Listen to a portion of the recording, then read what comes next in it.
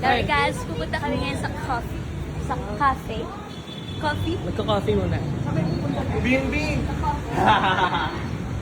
Kasama natin si Bimby Aquino. Hi! At si Raisa. Dito. Mas baba tayo. Ay! Jonathan Velasco!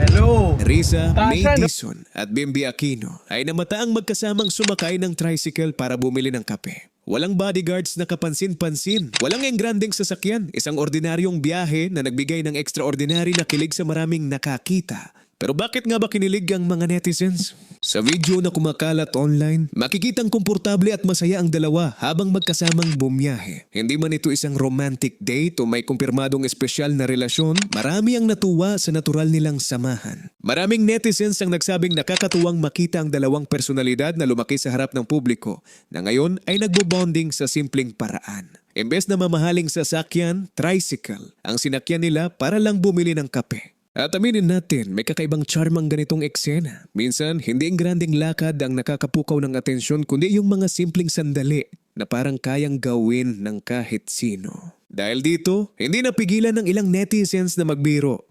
May mga nagsasabing, bagay sila.